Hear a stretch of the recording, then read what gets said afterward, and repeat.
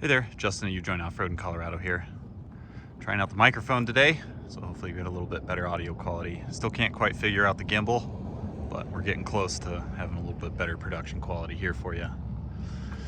So this is our buddy Mike's 2010 E350 V10 Sportsmobile RB50. So this was a two-wheel drive Sportsmobile, so it was pretty much stock.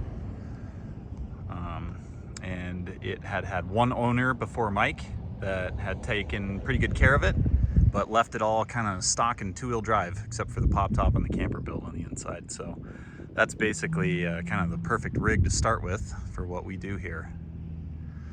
So we've got a shop truck taken off. That's what a straight piped V10 sounds like, if anybody was ever wondering. So it came to us for the full treatment.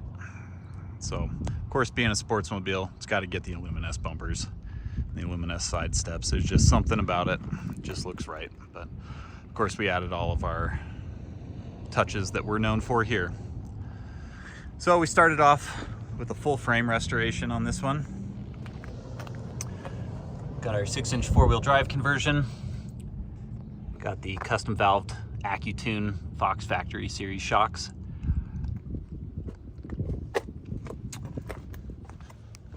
Got the Stage 3 front axle, 456 gears, Detroit True Track, and all the Dynatrack goodies on the outers, just like usual. Got our favorite Method 701s with a set of Warn hubs on this one, and a 35 1250 17 Toyo Open Country AT3. Already had the Bushwhacker fender flares on it. We added the Aluminess side steps. We also added the Aluminess front bumper with all the add-ons, all the goodies. We got it fitted up with some Baja lights over here. We've got combo amber and clears. We got a Warn VR12S winch tucked away inside here, just on a quick little latch. Got the winch inside.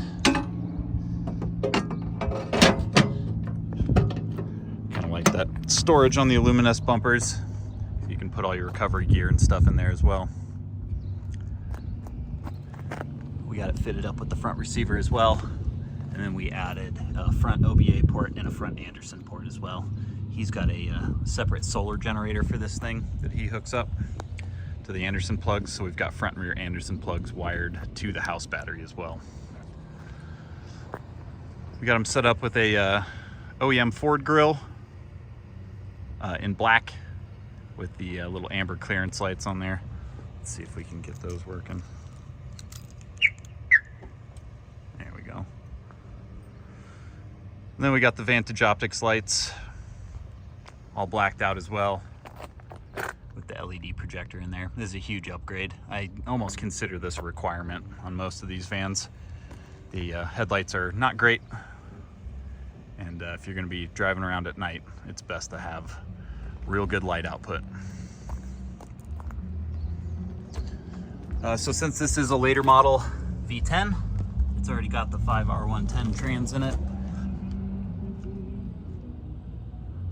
So all we had to do was change the extension housing in the output shaft, and we bolted the MV271 radon. It's got 1350 CV drive shafts, front and rear, stock Ford F350 front sway bar. And then we've also got a 40-gallon Hanko Fab all aluminum fuel tank underneath here as well that we added. And then you can see the RB air compressor right there. This thing has a gray water tank right where our air tank usually goes, so we had to move that to the other side. And we made him a nice little custom strap there to keep that water tank up in place. It had just like a piece of exhaust strap or something underneath there when it came in.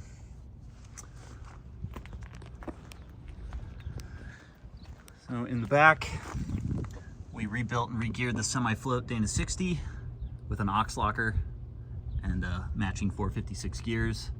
And we did all new brakes while we had it apart too, since this thing's at 70,000 miles. Here's a good view of the Alcan HD rear shackles, all new hardware. And then of course we've got the matching Fox factory series shocks there. Already had the Illuminous ladder on it, but we added the Illuminous rear bumper while it was here. We've got a full-size spare.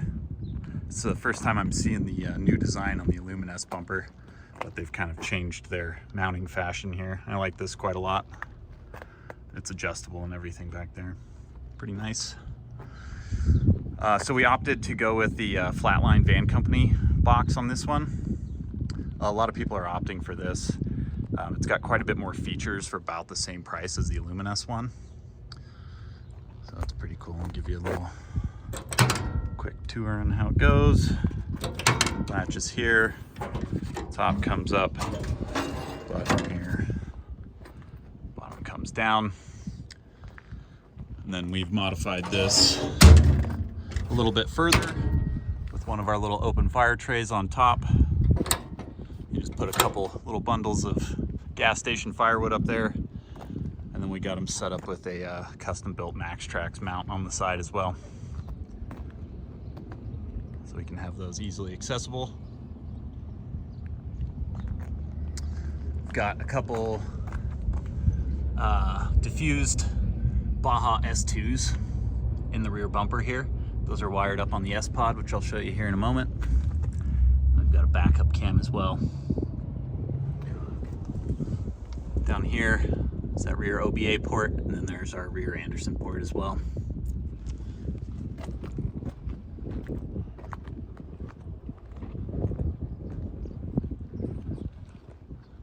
We did a little ambient lighting project for him as well while it was here. So the Sportsmobiles, they kind of have a little bit of a archaic porch light set up, and there's our little door talon too to grab that. So we got the old halogen lights off of the pop top, and then we got a rigid amber scene light out here on the side that we just stole all the original circuitry from the Sportsmobile. So the original switch right here still turns on the porch light. And then at 3 door positions, on this door, and then the right-hand side door, we wired them up a little switch right here, which turns on an LED strip that's hidden up behind the curtains. We made some brackets to mount that. So it's kind of nice. You can actually use the curtains as like a shade. So if you want a lot of light out here, you can pull it up, and then you've got no diffusion on the light. And then if you want it a little bit more indirect, you just pull the curtains down a little bit and you've got a nice diffused light. So I've got this same setup on my van, and it's awesome. So that is about that. Nope, that's not true. We've got quite a bit more actually inside that we did. Take you around this side. So we do have the S-Pod mounted in the door in this one. He wanted to keep the factory upfitters. So we've got the 2 lights on the front bumper here. Here's our backup light. And that's running the RB air compressor. Here's our 4x4 indicator light. And then of course our shifter with the thumb screw for the breakaway.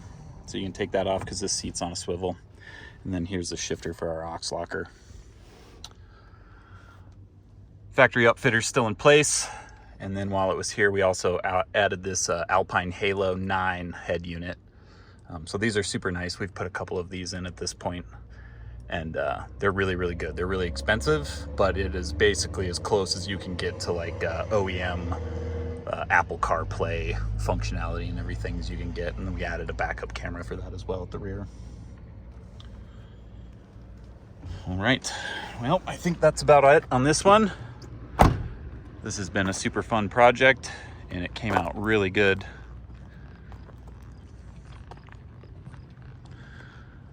This is headed back to Northern California, I believe. So keep a look at it. Keep a lookout for it on the road up there. If you got any questions for me, feel free to email me, justin@ujoinoffroad.com. Leave a comment down below.